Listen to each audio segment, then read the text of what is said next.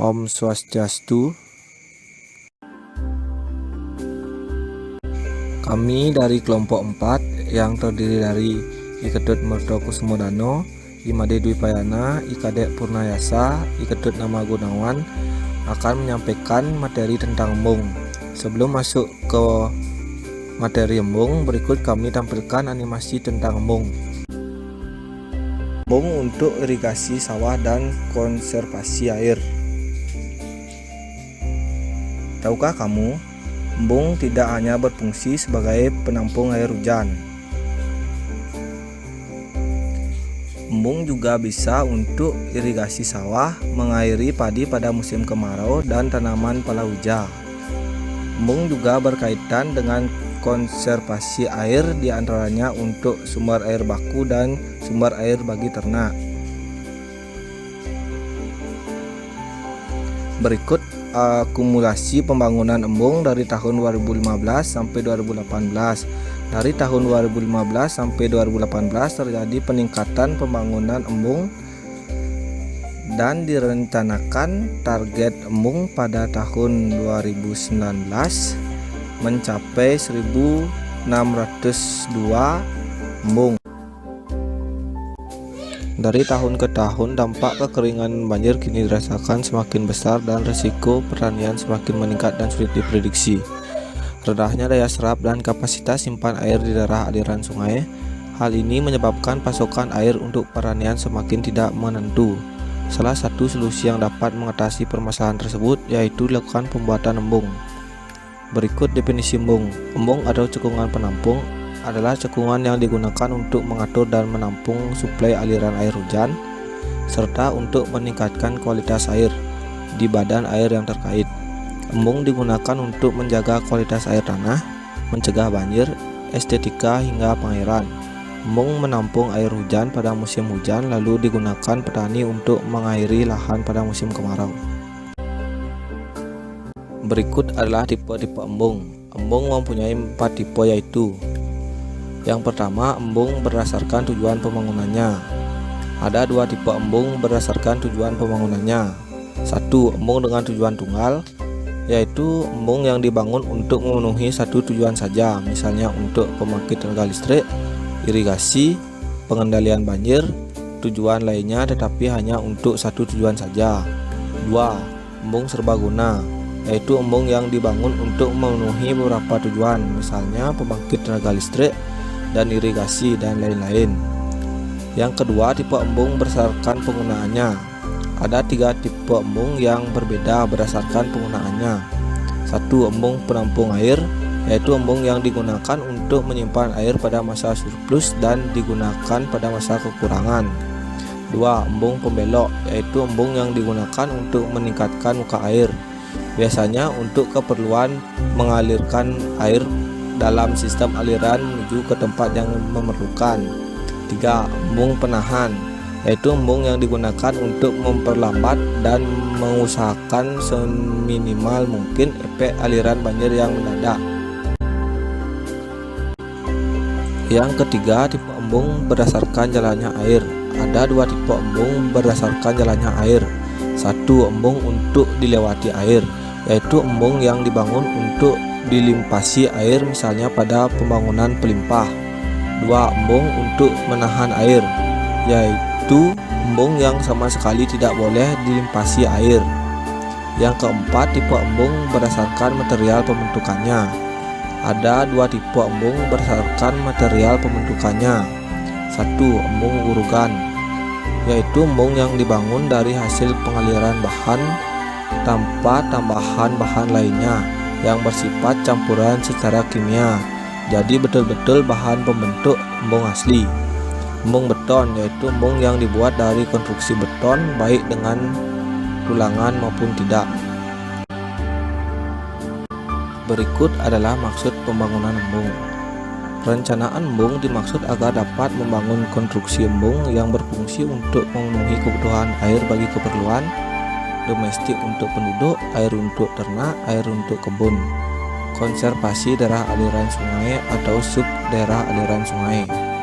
Berdasarkan maksud pembangunan embung tersebut, maka kolam embung akan menyimpan air di musim hujan, dan kemudian air dimanfaatkan bagi suatu desa atau kelompok masyarakat selama musim kemarau untuk memenuhi kebutuhan penduduk, ternak, dan kebun, sehingga setiap akhir musim hujan maka kolam embung dapat dimanfaatkan. Berikut tahap dan kriteria desain embung. Tahap perencanaan embung yaitu: yang pertama, penentuan lokasi dan tempat embung. Pemilihan lokasi untuk embung dilakukan dengan meninjau lokasi tempat embung yang akan dibangun dan mempertimbangkan beberapa kondisi antara lain. 1.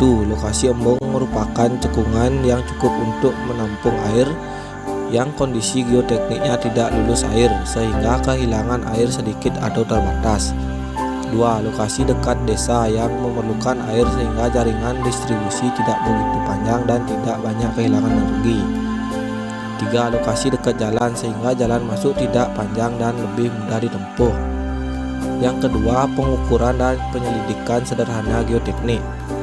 Pengukuran geodetik dan penyelidikan geoteknik sederhana perlu dilakukan setelah lokasi atau tempat embung telah ditetapkan. Yang ketiga, penentuan tata letak.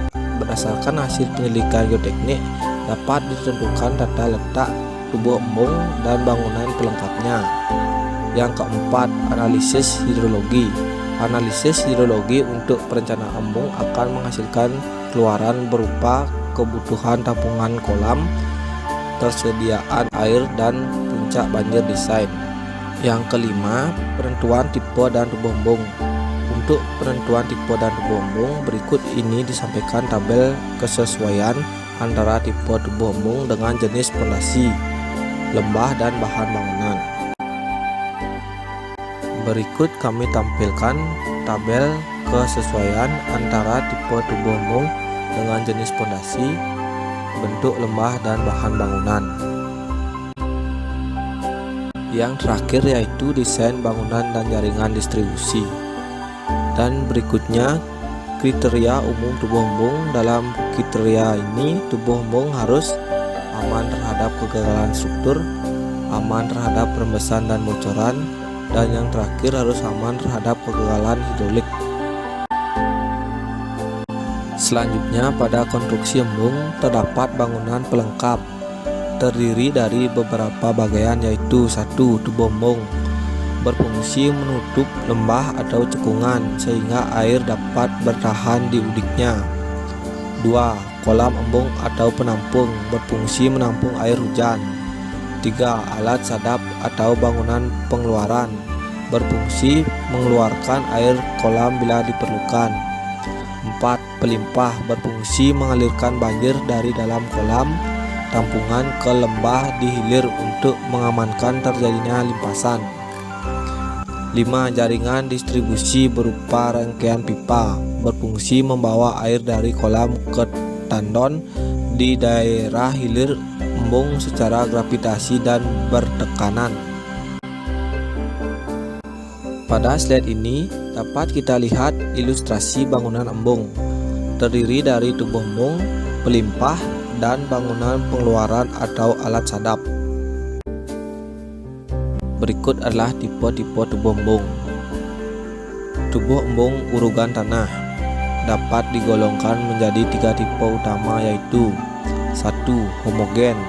Suatu embung urugan digolongkan dalam tipe homogen apabila bahan yang membentuk tubuh bendungan tersebut terdiri dari tanah yang hampir sejenis dan gradasinya hampir seragam. 2. Sonal. Embung urugan digolongkan dalam tipe sonal apabila timbunannya yang membentuk tubuh embung terdiri dari batuan dengan gradasi yang berbeda dalam urutan-urutan lapisan tertentu. 3. Bersekat. Apabila di lereng udik tubuh embung dilapisi dengan sekat tidak lulus air seperti lembaran baja tahan karat, beton aspal, lembaran beton berulang, hamparan plastik, susunan beton balok, dan lain-lain. Tubuh embung urugan batu. Tubuh embung tipe urugan batu sebagian besar material urugan berupa batu. Fungsi dari urugan batu ini sebagai pendukung utama stabilitas dari tubuh embung. Pada embung tipe urugan batu dibutuhkan pondasi dengan penurunan kecil agar tidak merusak membran kedap air. Berikut dapat dilihat pada gambar ini tipe tubuh embung. Pada gambar A adalah tipe tanah. Urugan tubuh embung homogen dengan drain internal pada pondasi kedap air. Dan pada gambar B dan C adalah tipe batuan. Urugan tubuh embung dengan inti kedap air dengan pondasi batuan. Demikian presentasi dari kelompok kami dengan materi embung. Akhir kata kami ucapkan terima kasih. Om Santi Santi Santi Om.